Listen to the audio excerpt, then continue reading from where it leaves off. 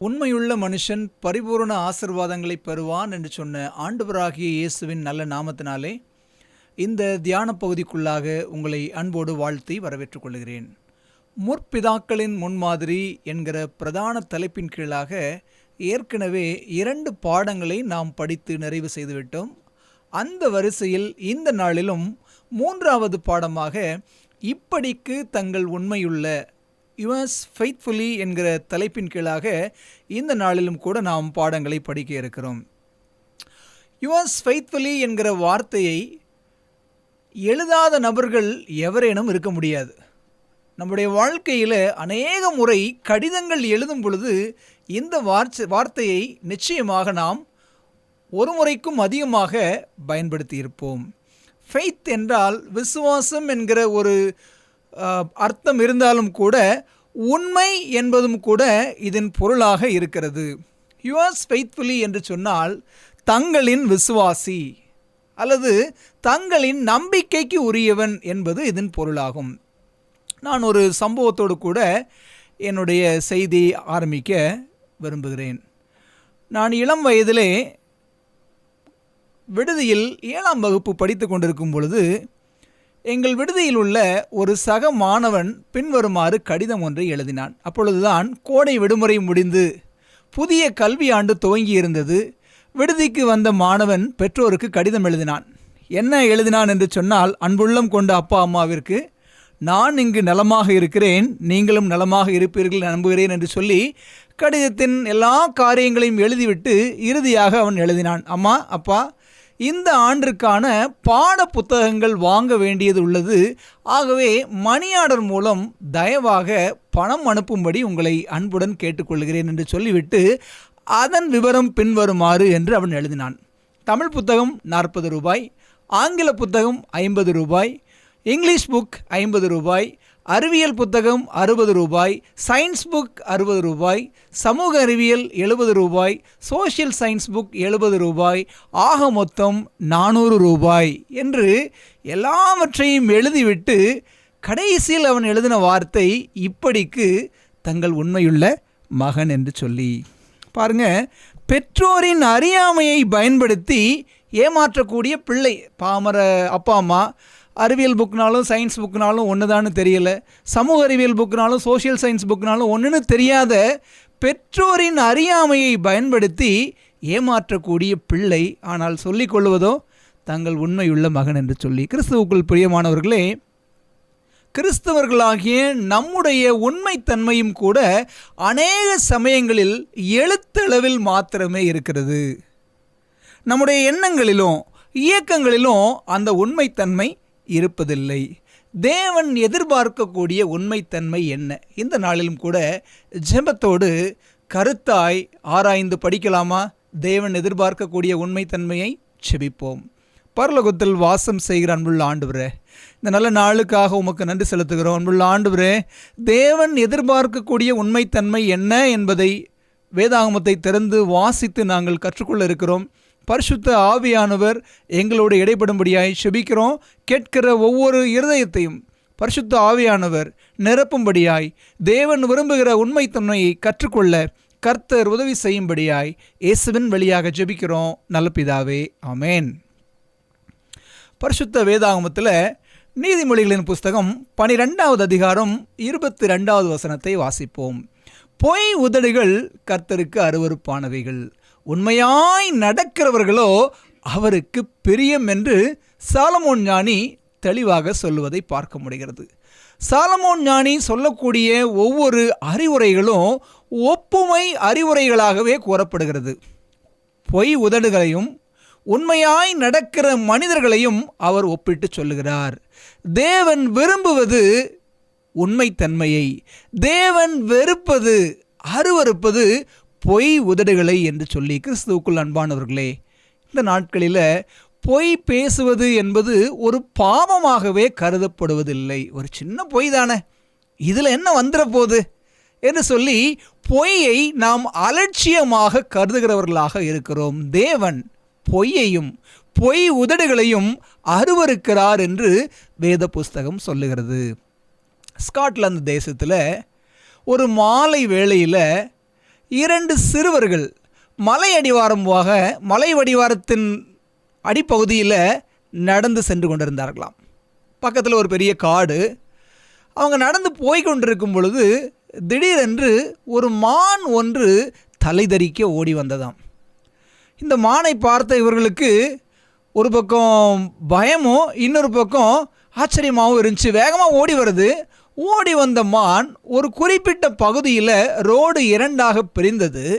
பிரிந்த பகுதியில் வலப்புறமாக அந்த மான் ஓடி மறைந்து விட்டது. அந்த மான் ஓடி வந்ததற்கான காரணம் சற்று நேரத்தில் இந்த 2 சிறுவர்களுக்கும் புரிந்தது. வேடன் ஒருவன் அதை வேட்டையாடுவதற்காக துரத்தி கொண்டே வந்தானாம். வந்த வேடனுக்கு இப்பொழுது மான் வலப்புறம் சென்றதா இடப்புறம் சென்றதா என்று தெரியவில்லை. சிறுவர்களை பார்த்து அவன் கேட்கிறான். சிறுவர்களுக்கு ஒரே யோசனை. வலப்புறம் சென்றது என்று சொன்னால் மானை வேடன் வேட்டையாடி விடுவான்.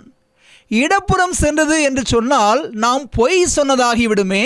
தேவனுக்கு விரோதமாக நாம் எப்படி பொய் சொல்வது என்று சொல்லி ஜெபத்தோடு கூட அந்த 2 சிறுவர்களும் ஒரு பதிலை சொன்னார்களாம். அந்த மான் எங்களின் நண்பன், ஆகவே அந்த மான் எங்கு சென்றது என்று சொல்லி நாங்கள் சொல்ல மாட்டோம் அப்படின்னு சொன்னாங்களாம். கிறிஸ்துவுக்குள் அன்பானவர்களே, எவ்வளோ அருமையாக அந்த பிள்ளைகளை பெற்றோர் வளர்த்துருக்காங்க பாருங்கள். பொய் சொல்வது தேவனுக்கு விரோதமான பாவம். எந்த சூழ்நிலை வந்தாலும் நாம் பொய் சொல்லக்கூடாது என்று சொல்லி மிக நேர்த்தியாக பிள்ளைகளை பெற்றோர் வளர்த்திருக்கிறார்கள். கிறிஸ்துவுக்குள் அன்பானவர்களே, நாமும் கூட இந்த தீர்மானத்தை செய்யலாம் அல்லவா? வேதம் அதைத்தான் சொல்லுகிறது. பொய் உதடுகள் கர்த்தருக்கு அருவருப்பானவைகள். உண்மையாய் நடக்கிறவர்களோ அவருக்கு பிரியம் என்று சொல்வதை நாம் பார்க்க முடிகிறது. வேதாகமத்தில் தானியேல் என்கிற ஒரு மனிதனை வேத புஸ்தகம் பிரியமான புருஷனாகிய தானியேலே என்று சொல்லி 3 முறை பிரியமானவன் என்று அழைப்பதற்கான காரணம் என்ன? தானியேல் 9வது அதிகாரத்திலும் தானியேல் 10வது அதிகாரத்திலும் நாம் ஒரு சில வசனங்களை வாசித்து பார்க்கலாமே. தானியேல் 9வது அதிகாரம் 23வது வசனத்தை பாருங்க. காபிரியேல் தூதன் அழகாக சொல்லுகிறார் தானியேலை பார்த்து, நீ மிகவும் பிரியமானவன். பரலோகத்திலிருந்து ஒரு தேவ தூதன் வந்து பூவுலகில் இருக்கக்கூடிய மனிதனை பார்த்து நீ மிகவும் பிரியமானவன் என்று சொல்லுகிறார். தானியேல் 9வது அதிகாரம் 23வது வசனம். அடுத்த அதிகாரத்திற்கு திருப்பிக் கொள்ளுங்களேன். 10வது அதிகாரம், தானியேல் 10வது அதிகாரம் 11வது வசனத்தை வாசிக்கிறேன். அவன் என்னை நோக்கி, பிரியமான புருஷனாகிய தானியேலே. மறுபடியுமாக தானியேலை பார்த்து பிரியமான புருஷனாகிய தானியேலே என்று நாம் இங்கு வாசிக்க முடிகிறது. அதே 10வது அதிகாரம் 19வது வசனம் சொல்லுகிறது, பிரியமான புருஷனே பயப்படாதே, உனக்கு சமாதானம் உண்டாவதாக. என்ன ஒரு ஆச்சரியம் பாருங்க. தானியேல் என்கிற ஒரு மனிதனை பரலோகத்திலிருந்து தேவதூதனாகிய காபிரியேல் வந்து 1 முறை அல்ல, 2 முறை அல்ல, 3 முறை பிரியமான புருஷன், மிகவும் பிரியமான புருஷன் என்று 3 முறை அழைப்பதற்கான காரணம் என்ன காரணம் தெரியுங்களா? ஒரு வசனத்தை வாசிக்கலாமே. தானியேல் 6வது அதிகாரம் 4வது வசனம் அதற்கான காரணத்தை சொல்லுகிறது. அப்பொழுது பிரதானிகளும் தேசாதிபதிகளும் ராஜ்யத்தின் விசாரிப்பிலே தானியேலை குற்றப்படுத்தும்படி முகாந்திரம் தேடினார்கள். ஆனாலும் ஒரு முகாந்திரத்தையும் குற்றத்தையும் கண்டுபிடிக்க அவர்களால் கூடாதிருந்தது. அவன் உண்மையுள்ளவனாய் இருந்தபடியால் அவன் மேல் சுமத்த யாதொரு குற்றமும் குறைவும் காணப்படவில்லை. இப்போ புரியுதா உங்களுக்கு? ஏன் தானியேல் பிரியமானவன், மிகவும் பிரியமானவன், பிரியமான புருஷனே என்று அழைக்கப்படுவதற்கான காரணம் அவன் உண்மையுள்ளவனாய் இருந்தபடியால். தானியேல் எல்லா விஷயங்களிலும் உண்மை உள்ளவனாக இருந்தான். அதனால தான் நாம் படித்தோம் இல்லையா? ஏற்கனவே நீதிமொழிகள் புஸ்தகம் 12:22 படித்தோம்ல, உண்மையாய் நடக்கிறவர்களும் அவர்களுக்கு பிரியம் என்று சொன்ன வாக்கின் அடிப்படையில் தானியேல் ராஜ்ய விசாரிப்பாக இருந்தாலும் சரி, தன்னுடைய தனிநபர் வாழ்க்கையாக இருந்தாலும் சரி, அனைத்திலும் அவன் உண்மை உள்ளவனாக இருந்தபடியால் அவன் பிரியமானவன் என்று 3 முறை அழைக்கப்பட்டதை நாம் என்ன செய்ய முடிகிறது? பார்க்க முடிகிறது. கிறிஸ்துவுக்குள் அன்பானவர்களே, நாம் வாழக்கூடிய இந்த உலகத்தில் உண்மைக்கு உயிர் கிடையாது, ஆனால் பொய்க்கு வல்லமை இருக்கிறது. தேவன் சத்தியம் என்னும் இருளை அழித்து ஒளியை உண்டாக்கினார். அப்படிதானே? ஆதியிலே ஆழத்தின் மேல் இருள் இருந்தது, தேவன் வெளிச்சம் உண்டாக கடவது என்று சொன்னார், வெளிச்சம் வந்துச்சு. தேவன் இருளை அழித்து, சத்தியமாகிய தேவன் இருளை அழித்து ஒளியை உண்டாக்கினார். அதே சமயத்தில் பிசாசு, சத்தியத்திற்கு எதிர்ப்பதும் அசத்தியம், சத்தியத்திற்கு இன்னொரு வார்த்தை உண்மை, உண்மைக்கு எதிர்ப்பதும் பொய்யனாகிய பிசாசு ஒளியை அழித்து இருளை உண்டாக்கக்கூடியவனாக இருக்கிறான். உண்மையிலே இந்த உலகத்தில் உண்மைக்கு உயிரில்லாத சூழ்நிலை, பொய்யின் வல்லமை மிக மிக அதிகமாக இருக்கிறது. இந்த வேளையிலும் பொய்க்கு எவ்வளவு வல்லமை இருக்குது, உண்மையோட வல்லமை எந்த நிலையில் இருக்கிறது அப்படிங்கிறத ஒரு சின்ன சோதனை மூலமாக உங்களுக்கு நான் காட்ட விரும்புகிறேன். என்னுடைய கரங்களில் நீங்கள் பார்த்தீங்கன்னா ஒரு மெழுகுவர்த்தி ஒன்று இருக்கிறது. இந்த மெழுகுவர்த்தி உங்களுக்கு நன்றாக தெரியும். இந்த உலகத்தில் உண்மைக்கு உயிர் இல்லை, பொய்க்கு வல்லமை இருக்கிறது. பாருங்களேன், இந்த மெழுகுவர்த்தியை பார்த்து நான் மெய் என்று சொன்னால் இதில் எந்த மாற்றமும் ஏற்படவில்லை. மெய் மெய்.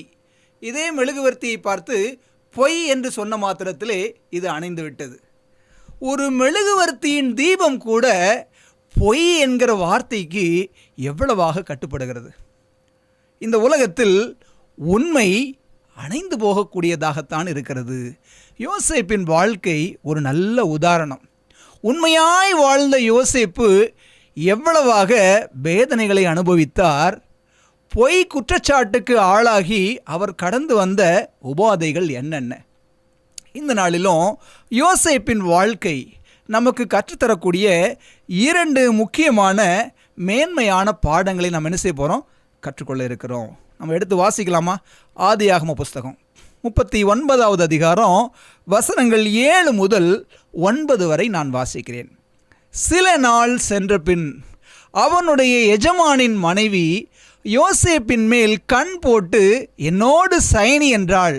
அவனோ தன் எஜமானுடைய மனைவியின் சொல்லுக்கு இணங்காமல் அவளை நோக்கி, இதோ வீட்டிலே என்னிடத்தில் இருக்கிறவைகளில் யாதொன்றை குறித்தும் என் ஆண்டவன் விசாரியாமல் தமக்கு உண்டான எல்லாவற்றையும் என் கையில் ஒப்பித்திருக்கிறார். இந்த வீட்டிலே என்னிலும் பெரியவனில்லை. நீ அவருடைய மனைவியாய் இருக்கிறபடியால் உன்னை தவிர வேறொன்றையும் அவர் எனக்கு விலக்கி வைக்கவில்லை. இப்படி இருக்க நான் இத்தனை பெரிய பொல்லாங்குக்கு உடன்பட்டு தேவனுக்கு விரோதமாக பாவம் செய்வது எப்படி? யோசேப்போட வாழ்க்கையிலிருந்து நாம் கற்றுக்கொள்ள வேண்டிய முதல் பாடம் என்ன என்று சொன்னால், விலக்கப்பட்ட விஷயத்தில் யோசேப்பு உண்மையாக இருந்தான். யோசேப்புக்கு என்ன விலக்கப்பட்டிருந்துச்சு? என்ன விஷயத்தில் யோசேப்பு உண்மையாக இருந்தான் என்பதை நாம் தெரிந்து கொள்ள வேண்டுமானால் அந்த வசனத்தை இன்னும் கொஞ்சம் ஆழமாக படிக்கணும். அதை படிக்கும் பொழுது யோசேப்பு அழகாக சொல்லுகிறார், இந்த வீட்டிலே என்னிடத்தில் இருக்கிறவைகளில் யாதொன்றை குறித்தும் என் ஆண்டவன் விசாரியாமல் தமக்கு உண்டான எல்லாவற்றையும் என் கையில் ஒப்பித்திருக்கிறார். யோசேப்பு ஒரு அடிமையாக போத்திபாரோட வீட்டுக்கு வந்தாலும் கூட போத்திபாரோட வீட்டில் உள்ள வேலைக்காரிங்க, ஆடு மாடு ஒட்டகம் மிருக ஜீவன்கள், அவனுடைய ஆஸ்தி சம்பத்து, தோட்டம் துறவு வயல்வெளி என எல்லாவற்றையும் போத்திபார் யோசேப்பின் கையிலே ஒப்பு கொடுத்திருந்தார். யோசேப்பின் கையிலே ஒப்பு கொடுத்தபடினால அது யாதொன்றையும் குறித்தும் அவர் அவன்கிட்ட கேட்கவே இல்லையா. என்னென்ன காரியங்களை அவர்கிட்ட கொடுத்தாரோ அழகா சொல்லுது, யாதொன்றை குறித்தும் என் ஆண்டவன் விசாரியாமல் எல்லாவற்றையும் என் கையிலே ஒப்பு கொடுத்திருக்கிறார். ஆனா அவர் சொல்றாரு, இந்த வீட்டில் நான் தான் பெரியவன், என்னை காட்டிலும் பெரியவன் இல்லை, நீ அவருடைய மனைவியாய் இருக்கிறபடியால் உன்னை தவிர வேறொன்றையும் அவர் எனக்கு விலக்கி வைக்கவில்லை. அவ்வளோ பெரிய எகிப்து தேசத்தில் ஒரு பிரதான மந்திரியாக இருந்த அந்த போத்திபாரோட சகலமும் யோசேப்போட கரத்தில் கொடுக்கப்பட்டிருந்துச்சு. அவருடைய மனைவியை மாத்திரம் விலக்கப்பட்டிருந்தாள். நீர் அவளுடைய மனைவியாய் இருக்கிறபடியால் உன்னை தவிர வேறொன்றையும் அவர் எனக்கு விலக்கி வைக்கவில்லை.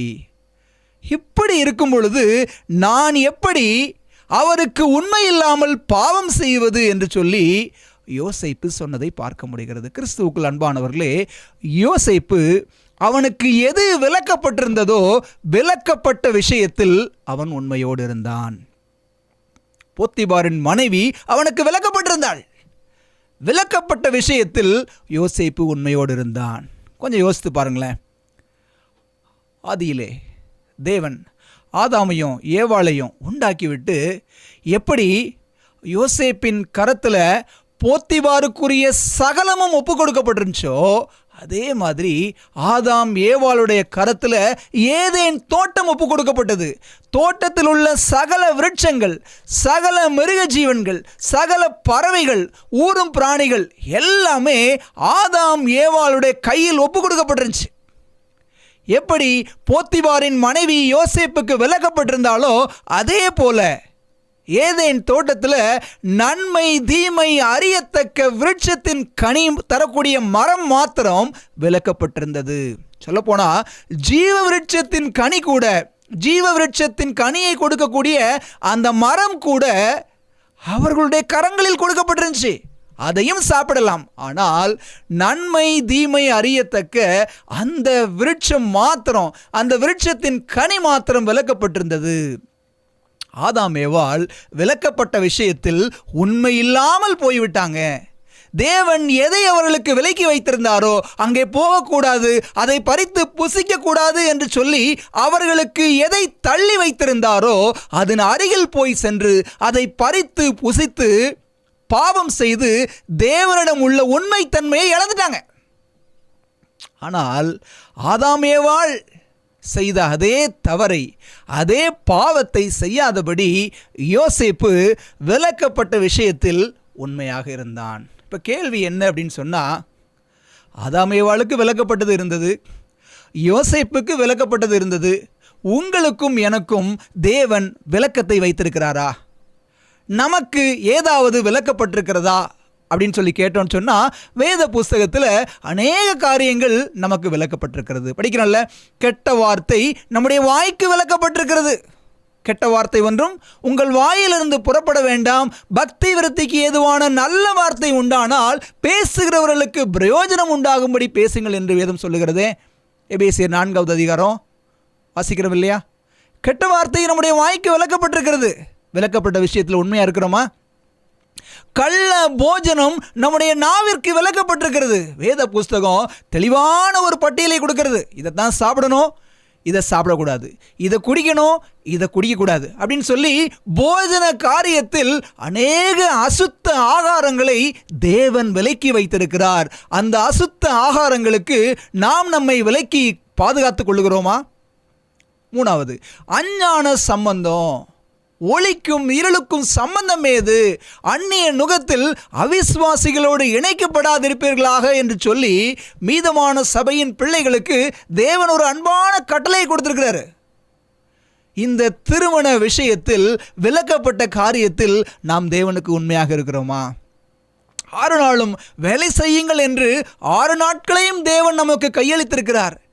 7ஆம் நாளிலே வேலை செய்வதை தேவன் விலக்கி வைத்திருக்கிறார். 7ஆம் நாளிலே வேலை செய்யாதபடி, உணவு சமைக்காதபடி, சொந்த பேச்சை பேசாதபடி ஓய்வு நாளில் அநேக காரியங்களை தேவன் விலக்கி வைத்திருக்கிறார். இன்னும் நம்ம சொல்லிக்கிட்டே போகலாம். வேத புஸ்தகத்தில் தேவனுடைய பிள்ளைகள் எவைகளுக்கெல்லாம் விலகி இருக்க வேண்டும் என்று சொல்லி ஒரு நீண்ட வரிசை இருக்கிறது. இப்படி விலக்கப்பட்ட விஷயங்களில் நாம் உண்மையாக இருக்கிறோமா? யோசேப்பின் வாழ்க்கையில் நாம் கற்றுக்கொள்ள வேண்டிய முதல் பாடம், விலக்கப்பட்ட விஷயத்தில் நாம் உண்மையோடு இருக்கிறோமா? தொடர்ந்து யோசேப்போட கதையை நம்ம படித்து பார்த்தோம் அப்படின்னு சொன்னால் என்ன புரிந்து கொள்ள முடிகிறது?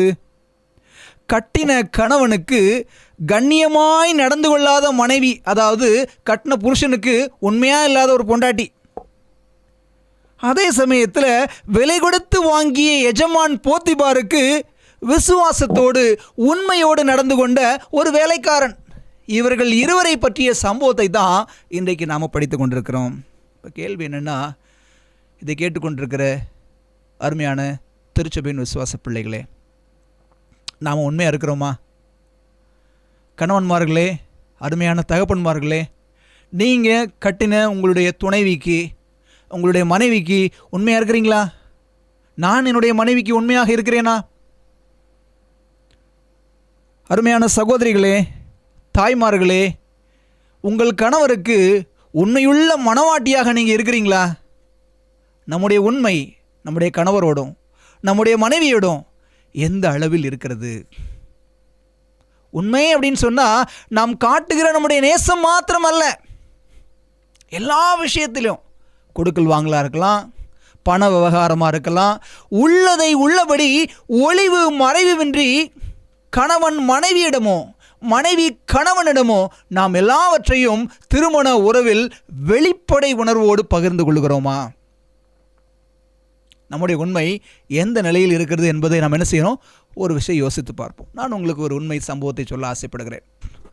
சான்ஃபோர்ட் ஒயிட்மேன் அப்படிங்கிற ஒரு ரோடு போடக்கூடிய ஒரு இன்ஜினியர், இவர் ஒரு முறை என்ன பண்ணாரா, மலைப்பகுதிக்கு அருகில் உள்ள பள்ளத்தாக்கில் ரோடு போடக்கூடிய வேலை செய்துக்கிட்டு இருந்தாராம்.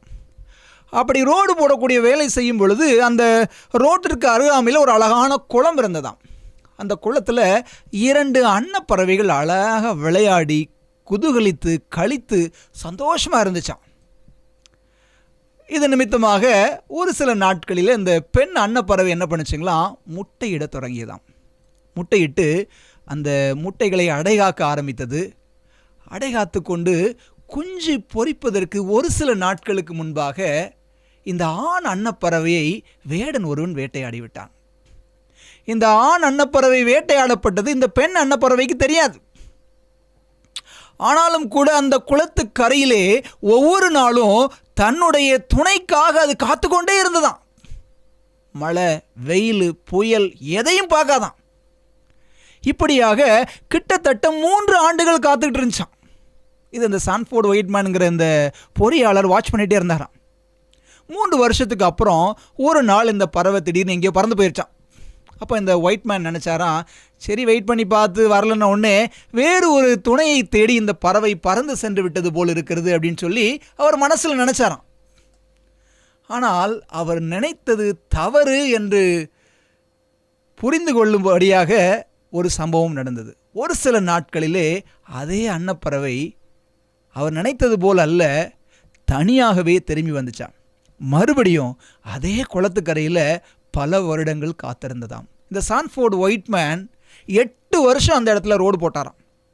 அந்த 8 ஆண்டு காலமும் இந்த பறவை, இந்த பெண் அன்னப்பறவை தன்னுடைய ஆண் துணைக்காக காத்து கொண்டே இருந்ததாம். கிறிஸ்துவுக்குள் அன்பானவர்களே, கணவன் மனைவிக்கும் மனைவி கணவனுக்கும் துரோகம் செய்கிறது, உண்மையில்லாமல் இருக்கிறது இந்த காலத்தில் சர்வசாதாரணமாயிருச்சு. தன் துணை உயிரோடு இருக்கும் பொழுதே பிறர் மனை மாடும் மாந்தர் மத்தியில், அப்படின்னா தன்னுடைய கணவனோ மனைவியோ உயிரோடு இருக்கும் பொழுதே இன்னொரு துணையை நாடக்கூடிய மனிதர்கள் வாழக்கூடிய இந்த பூமியில் மாய்ந்து போன, இறந்து போன தன்னுடைய துணைக்காக மாளும் வரை, சாகும் வரை உண்மையோடு இருந்த அன்னப்பறவை உண்மை தன்மைக்கு எவ்வளவு பெரிய அடையாளம் இல்லையா? உண்மை என்ன அப்படிங்கிறத இந்த பறவையை பார்த்து நம்ம கற்றுக்கலாம். ஏசாமி சொன்னார்ல, சோம்பேறியே நீ எறும்பை பார்த்து ஞானத்தை கற்றுக்குன்னு சொன்னார். புறாவை பார்த்து கபடமில்லாத ஒரு வாழ்க்கையை கற்றுக்கன்னு சொன்னார். சர்ப்பங்களை பார்த்து எப்படி வினாவுள்ளவர்களாக இருக்கலாம்னு கற்றுக்குங்க அப்படிங்கிறார். இப்படி மிருகங்களையும் பறவைகளையும் பார்த்து பாடம் கற்றுக்கொள்ள சொல்லும் ஆண்டவர் இந்த அன்னப்பறவையை பார்த்து அவர் சொல்கிறார், உண்மைத்தன்மையை கற்றுக்கொள்ளுங்கள் என்று சொல்லி. அதனால தான் மத்தேயு 6:26 படிக்கிறனால ஆகாயத்து பட்சிகளை கவனித்து பாருங்கள். ஆகாயத்து பறவைகளுடைய வாழ்க்கையில் இருந்தும் நாம் உண்மைத்தன்மையை கற்றுக்கொள்ள முடிகிறது. கிறிஸ்துவுக்குள் அன்பானவர்களே, நாம் கற்றுக்கொள்ள வேண்டிய முதல் பாடம் மிக அருமையானது. யோசேப்போட வாழ்க்கை சொல்லிக் கொடுக்கக்கூடிய பாடம், விளக்கப்பட்ட விஷயத்தில் நாம் உண்மையாக இருக்க வேண்டும். ரெண்டாவது பாடம் என்ன அப்படின்னு சொன்னால், விலை கொடுத்தவருக்கு உண்மையாக இருங்கள், இல்லைன்னா விலை கொடுத்து வாங்கியவருக்கு விசுவாசமாக இருங்கள். இந்த யோசேப்பு சும்மா அவர் அடிமையாக வரல, அவரை போத்திபார் விலை கொடுத்து வாங்கியிருந்தார். வாசிக்கலாமா? ஆதியாகம புஸ்தகம் 39வது அதிகாரம் 1வது வசனத்தை வாசிக்கிற பாருங்களேன். யோசேப்பு எகிப்துக்கு கொண்டு போகப்பட்டான். பார்வோனுடைய பிரதானியும் தலையாரிகளுக்கு அதிபதியுமாகிய போத்திபார் என்னும் எகிப்து தேசத்தான் அவனை அவ்விடத்திற்கு கொண்டு வந்த இஸ்மவேலரிடத்தில் விலைக்கு வாங்கினான். என்ன பார்க்க முடிகிறது?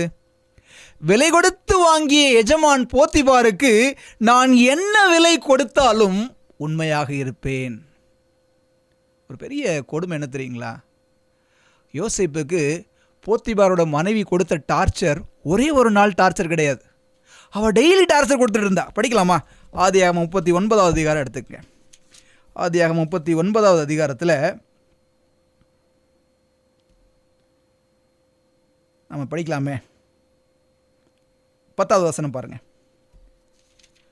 அவள் நித்தம் நித்தம் யோசேப்போட இப்படி பேசிக்கொண்டு வந்தும் அவன் அவளுடனே சயனிக்கவும் அவளுடனே இருக்கவும் சம்மதிக்கவில்லை. அப்போ யோசேப்புக்கான இந்த பாவ போராட்டம் அப்படிங்கிறது ஒரு நாள் வந்ததில்லை, ஒவ்வொரு நாளும் வந்துச்சு. நம்முடைய வாழ்க்கையில் ஒரு நாள் பாவத்தை ஜெயிப்பது பெரிய விஷயம் இல்லை, ஒவ்வொரு நாளும் தேவனுடைய பலத்தினாலே பாவத்தை ஜெயிக்க வேண்டும். இந்த யோசேப்பு விலைக்கு வாங்கிய எஜமான் போத்திபாருக்கு எல்லா வேளையிலும் உண்மை உள்ளவனாக இருந்தான். இப்போ கேள்வி என்னென்னா, போத்திபார் யோசேப்பை விலை கொடுத்து வாங்கினான், அப்படி தானே? விலை கொடுத்து வாங்கிய எஜமான் போத்திபாருக்கு யோசேப்பு உண்மையாக இருந்தான். நம்மளை யாராவது விலை கொடுத்து வாங்கியிருக்காங்களா? ஏனே விலை கொடுத்து வாங்கியிருக்காங்களா? உங்களை விலை கொடுத்து வாங்கியிருக்கிறாங்களா? வாங்கியிருக்கிறார்ல.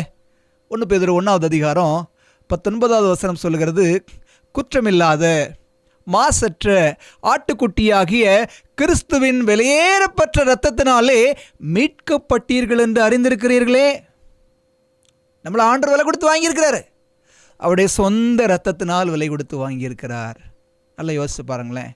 அழிந்து இந்த 1 பேதுரு 1வது அதிகாரம் 18வது வசனத்தை நாம் படிச்சுட்டு 19 படித்தா இன்னும் கொஞ்சம் கூடுதல் புரிதலை கொடுப்பதற்கு அது வழி நடத்தும் என்று கர்த்தருக்குள்ளாக நான் விசுவாசிக்கிறேன். 1 பேதுரு 1வது அதிகாரம் 18வது வசனத்தை நான் வாசிக்கிறேனே. உங்கள் முன்னோர்களால் பாரம்பரியமாய் நீங்கள் அனுசரித்து வந்த வீணான நடத்தையினின்று அழிவுள்ள வஸ்துக்களாகிய வெள்ளியினாலும் பொன்னினாலும் மீட்கப்படாமல். ஏசாமி நம்மளை அழிந்து போகிற வெள்ளி பொண்ணுனால மீட்கலை, அழியாத மாசற்ற ஆட்டுக்குட்டியாகிய கிறிஸ்துவின் வெளியேறப்பட்ட இரத்தத்தினால மீட்டிருக்கிறார். அழிந்து போகிற பொன்னினால யோசேப்பை விலைக்கு வாங்கிய பொண்ணோ வெள்ளியோ, போத்திபார் எதை கொடுத்து விலைக்கு வாங்கினாருன்னு தெரியல, விலைக்கு வாங்கினாருன்னு தான் பைபிள் சொல்லுது. பொண்ணை கொடுத்து விலைக்கு வாங்கினாங்களோ வெள்ளியை கொடுத்து விலைக்கு வாங்கினாங்களோ தெரியாது. ஆனால் அழிந்து போகக்கூடிய பொருளை கொடுத்து விலைக்கு வாங்கிய தன்னுடைய எஜமானுக்கே யோசேப்பு உண்மையாக இருப்பார்னு சொன்னால், அழியாத தன்னுடைய இரத்தத்தினாலே விலைக்கு வாங்கிய எம்பெருமான் இயேசுவிற்கு நாம் உண்மையாக இருப்பது எவ்வளவு எவ்வளவு முக்கியமான காரியம். விலை கொடுத்து வாங்கியவருக்கு உண்மையாக இருக்கிறோமா? நான் இன்னொரு உண்மை சம்பவத்தை உங்களோடு பகிர்ந்து கொள்ள ஆசைப்படுகிறேன். 1850வது வருஷத்தில் ஸ்காட்லாந்து தேசத்தில் எடின்பர்க் அப்படிங்கிற நகரத்திற்கு ஜான் கிரே அப்படிங்கிற ஒரு மனுஷன் வேலை தேடி வந்தாராம். அவருக்கு ராத்திரி நேரத்தில் நகரத்தை ரோந்து பார்க்கக்கூடிய வேலை, செக்யூரிட்டி வேலை மாதிரி, தெருவில் எதுவும் குற்றங்கள் நடக்காதபடி ரோந்து பணியில் ஈடுபடணும். போலீஸ் துறையிலிருந்து அவருக்கு அப்படி ஒரு வேலையை கொடுத்தாங்களாம். இப்போ ராத்திரியில் இந்த மனுஷன் தனியாக தெருவை சுற்றி வர்றதுக்கு ரொம்ப கஷ்டமாக இருந்ததுனால தன்னுடைய தனிமைக்காக ஒரு ஸ்காட்டிஷ் டாக், ஒரு நாய்க்குட்டி ஒன்றை என்ன செஞ்சாராம், விலைக்கு வாங்கினாராம். அப்போ ராத்திரியில் இவர் ரோந்து பணியில் போகும்போது இந்த நாயும் ஒரு கூட போகுமா. இந்த சம்பவம் 1850வது வருஷத்தில் நடந்துச்சு ஸ்காட்லாந்தில். ஒவ்வொரு நாளும் 2 பேரும் ஒன்றா போவாங்க. இந்த ஜான் மோரேக்கு இந்த நாய்க்குட்டி, இந்த ஸ்காட்டிஷ் நாய்க்குட்டி அவரோடு ரொம்ப செல்லமாக பழக ஆரம்பிச்சது. அந்த டாகுக்கு பாபி அப்படின்னு பேர் வச்சாராம். இந்த மனுஷனுக்கும் இந்த டாகுக்குமான அந்த அன்பு, அந்த அந்யோன்யம் பெருக ஆரம்பிச்சது. காலங்கள் உருண்டு ஓடியது. கிட்டத்தட்ட ஒரு 8 வருஷம் இந்த மனிதனோடு இந்த நாய் பயணப்பட்டுச்சு. ஒருத்தருக்கு ஒருத்தர், இவருக்கு நாய் ஆதரவு, இந்த நாய்க்கு இவர் ஆதரவு என்பது போல் ஒரு சூழ்நிலை. 8 வருஷம் கழித்து இந்த ஜானோட உடல்நிலை மோசமாச்சு. ஒரு நாள் இந்த ஜான் என்ன பண்ணார், இந்த நாயை முத்தம் கொடுத்து விட்டு தன்னுடைய படுக்கையிலே அவர் மரித்து போனார். ஜானை கொண்டு போய் அங்கே உள்ள ஒரு எடின்பர்க் நகரத்தில் உள்ள ஒரு கல்லறை தோட்டத்தில் அடக்கம் பண்ணுறாங்க. இந்த பாபி கல்லறை தோட்டத்தில் ஜானோட கல்லறை பக்கத்துலேயே உட்காந்துருந்துச்சான். அதை விட்டு எங்கேயுமே போகலையாம். அங்கேயே சுற்றி சுற்றி வர ஆரம்பிச்சுது. நாட்களான, வாரங்களான, எத்தனை நாள் ஆனாலும் பரவாயில்ல, அந்த கல்லறை தோட்டத்தை விட்டு பாபி வெளியே வரவே இல்லை. இது ஒரு பக்கம். இந்த சம்பவம் நடந்து கிட்டத்தட்ட ஒரு 70 வருஷம் கழித்து ஜப்பானில் இன்னொரு சம்பவம் நடந்தது. 1924 உயனோ அப்படிங்கிற ஒரு கல்லூரி பேராசிரியர், இவர் இம்பீரியல் யூனிவர்சிட்டியில் பேராசிரியராக பணிபுரிந்தார். இவர் ஜப்பானிய ரக நாய்க்குட்டியை ஒன்றை விலைக்கு வாங்கினார். விலைக்கு வாங்கி அதுக்கு கச்சிக்கோ அப்படின்னு பேர் வச்சாராம். இவர் வேலை பார்த்த இந்த இம்பீரியல் யூனிவர்சிட்டி இவருடைய வீட்டில் இருந்து ரொம்ப தூரத்தில் இருந்துச்சு. அதனால் டெய்லி என்ன பண்ணுவாராம், ட்ரெயினில் போய் வேலை பார்த்துட்டு வீட்டுக்கு திரும்பி வருவாராம். இந்த கச்சிக்கோங்கிற டாகு ஒவ்வொரு நாளும் தன்னுடைய வீட்டில் இருந்து தன்னுடைய எஜமானை வரவேற்பதற்காக என்ன பண்ணுமா, அந்த ரயில் நிலையத்தில் போய் இவருக்காக காத்திருக்குமா. இவர் ரயில் வண்டியை விட்டு இறங்கி வந்தோடனே ஓடி சென்று துள்ளி குதித்து அவர் மீது கட்டி அணைத்து தன்னுடைய அன்பையும் பாசத்தையும் நன்றி உணர்வையும் வெளிப்படுத்துமா. 2 பேரும் அப்புறம் சந்தோஷமாக என்ன செய்வாங்களாம், வீட்டுக்கு வருவாங்களாம். இப்படியே நாட்கள் ஓட ஆரம்பித்தது. கச்சிக்கோவுக்கும் அந்த உயனோங்கிற பேராசிரியருக்குமான அன்பும் பாசமும் அதிகரிக்க ஆரம்பிச்சது. கிட்டத்தட்ட ஒரு 15 மாதங்கள் உருண்டு ஓடியது. வழக்கம் போல் கச்சிக்கோ ஒரு நாள் ரயில் நிலையத்தில் உயனோக்காக காத்துட்டு இருந்துச்சான். அவர் வரக்கூடிய அந்த புகை வண்டியும் வந்தது. ஆனால் அவர் வரல. அவரை காணலன்னு ஒன்று இந்த கச்சிக்கோ டாக் அங்கே ஓடுதான் இங்கே ஓடுதான், அதால் ஒரு இடத்துல நிலை கொண்டு இருக்க முடியல. துள்ளி குதித்து ஓடி ஓடி போய் பார்த்து எங்கேயுமே தன்னுடைய எஜமானனை கண்டுபிடிக்க முடியல. என்ன நடந்துச்சு, அன்றைக்கு அவர் வேலை செய்யக்கூடிய இடத்துலேயே மரித்து போயிட்டாராம். இந்த நாயை பற்றி கேள்விப்பட்ட அந்த பேராசிரியரோட வேலைக்காரன் கடைசியாக அந்த நாயை வீட்டுக்கு கூட்டிகிட்டு வந்தாராம். அவருடைய பிரேதத்தை வீட்டில் வச்சுருந்தாங்களாம். பிரேதத்துக்கு பக்கத்துலேயே இந்த கச்சிக்கோங்கிற டாகு படுத்து கிடந்துச்சான். அடுத்து அவர் அடக்கம் பண்ணிட்டாங்க. ஆனாலும் கூட தன்னுடைய வழக்கமான வேலையை இந்த நாய் செய்ய ஆரம்பித்தது. ஒவ்வொரு நாளும் சாயங்காலத்தில் அந்த ரயில் நிலையத்தில் போய் என்ன செய்யுமா, தன்னுடைய எஜமானுக்காக காத்து கொண்டிருக்குமா. இப்படியே காத்து கொண்டிருக்க ஆரம்பித்தது. நாள் போக போக இந்த ரயில் நிர்வாகத்தை சார்ந்தவர்கள் இந்த நாய் ஏன் இங்கே வந்து நின்று நம்மளை தொந்தரவுப்படுத்துன்னு அடித்து துரத்துறாங்க. எவ்வளவுதான் இதை அடித்து துரத்துனாலும் ஒவ்வொரு சாயங்காலமும் அதே இடத்துல வந்து உட்காருமா, பகல் ஃபுல்லாக வீட்டில் இருக்குமா. இன்னொரு பக்கம் அந்த எடின்பர்க் நகரத்தில் உள்ள கல்லறை தோட்ட காவலர்கள் எல்லாம் பாபியை எவ்வளோதான் அடித்து துரத்துனாலும் அது மறுபடியும் வந்து அந்த ஜானோட கல்லறை பக்கத்துலேயே படுத்துக்குமா. நாள் போக போக ஜானுக்கும் பாபிக்கும் இருந்த அந்த பாசமும் அந்த பரிவும் அந்யோன்யமும் அந்த ஸ்காட்லாந்து எடின்பர்க் நகரத்தில் உள்ள எல்லாத்துக்கும் தெரிய ஆரம்பிச்சுதான்.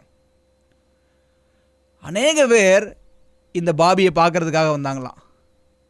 இந்த ஜான் உயிரோடு இருக்கும்போது என்ன பண்ணுவாராம், ஒவ்வொரு நாளும் மதியானம் 1 மணிக்கு கரெக்டாக அந்த மணிக்கூண்டில் உள்ள மணி ஒலிக்கும் பொழுது இந்த பாபிக்கு கடையில் போய் ஸ்நாக்ஸ் வாங்கி கொடுப்பாராம்.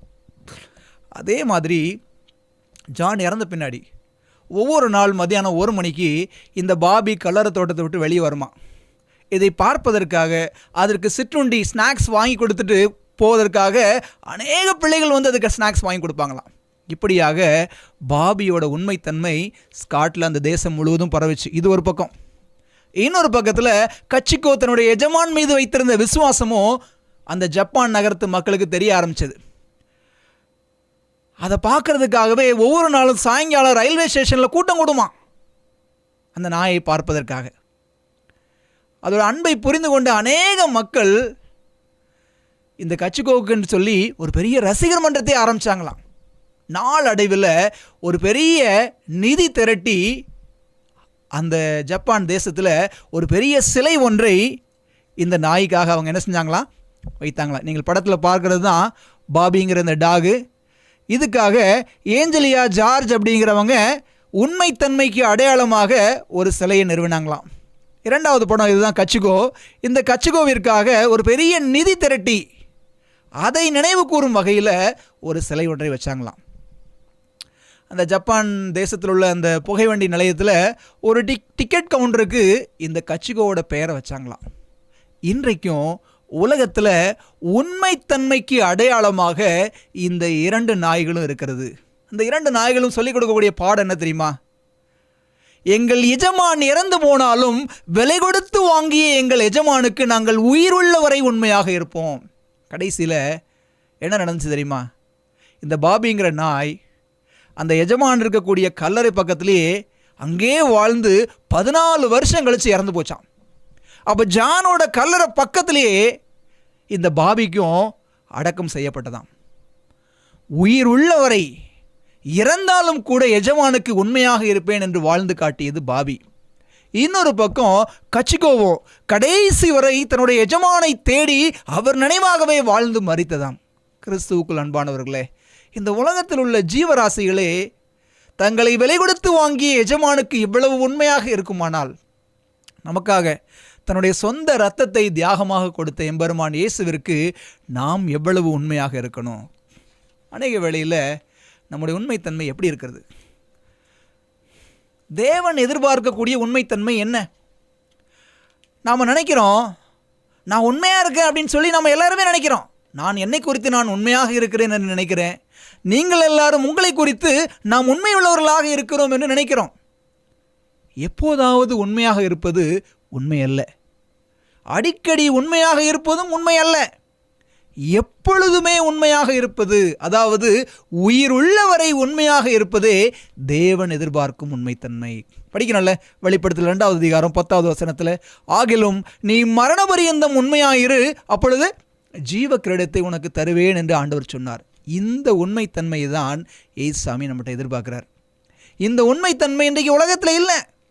ஓசியா 4வது அதிகாரம் 1வது வசனத்தில் வாசிக்கிறோம், இஸ்ரவேல் புத்திரரே கர்த்தருடைய வார்த்தையை கேளுங்கள், தேசத்து குடிகளோடு கர்த்தருக்கு வழக்கு இருக்கிறது. அதேனென்றால் தேசத்தில் உண்மை இல்லை, இரக்கம் இல்லை, தேவனை பற்றிய அறிவும் இல்லை. உலகத்தில் உண்மை இல்லை. நான் சொன்னல, உண்மை அப்படிங்கிற வார்த்தையை நாம் என்னென்னு சொல்கிறோம்? ஃபெய்த், விசுவாசம் என்று கூட அழைக்கலாம். அதனால தான் ஏசாமி வரதத்தோடு சொன்னார், மனுஷகுமாரன் பூமியில் வரும் பொழுது விசுவாசத்தை காண்பாரோ, உண்மைத்தன்மையை காண்பாரோ என்று சொல்லி லூக்கா 18வது அதிகாரம் 8வது வசனத்தில் வாசிக்கிறோம். ஏசாமி எதிர்பார்க்கக்கூடிய உண்மைத்தன்மை நம்முடைய இருக்கிறதா?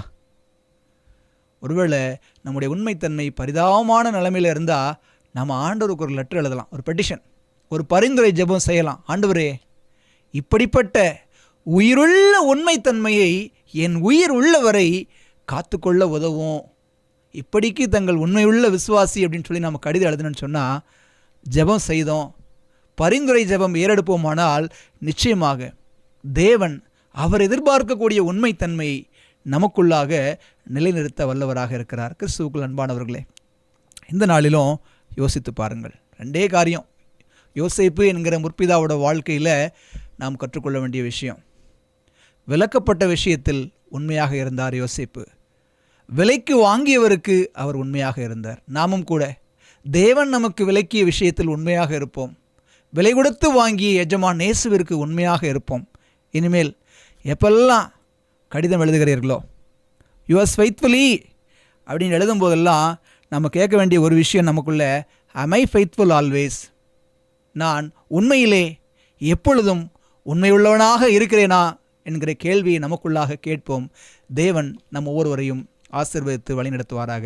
ஆமேன். ஜெபிப்போமா. பரலோகத்தில் வாசம் செய்கிற அன்புள்ள ஆண்டவரே, எங்களுடைய உண்மைத்தன்மை எழுத்தளவிலே இருந்து விடாதபடி எங்களுடைய உணர்வாகவும் எங்களுடைய ஏக்கமாகவும் அது மாறுவதற்கு உதவி செய்யுங்க. யோசேப்பு என்கிற மாமனிதனுடைய வாழ்க்கையில் இருந்த உண்மைத்தன்மையை குறித்து நாங்கள் படித்தோம். அன்புள்ள ஆண்டவரே, நீர் விலக்கிய விஷயத்திலும் நீர் எங்களை உம்முடைய இரத்தத்தினாலே விலைக்கு வாங்கியிருக்கிறீர். நாங்கள் உண்மையுள்ளவர்களாக காணப்படுவதற்கு எங்களுக்கு உதவி செய்யுங்க. அன்புள்ள ஆண்டவரே, எங்களுடைய உண்மைத்தன்மை நாங்கள் நினைப்பது போல அல்ல, தேவன் நினைப்பது போல உயிருள்ளவரை உண்மை உள்ளவர்களாக நாங்கள் ஜீவிக்க பரலோகத்தின் ஆண்டவர் எங்களுக்கு உதவி செய்யும்படியாய் இயேசுவின் வழியாக ஜெபிக்கிறோம் நல்ல பிதாவே. ஆமேன்.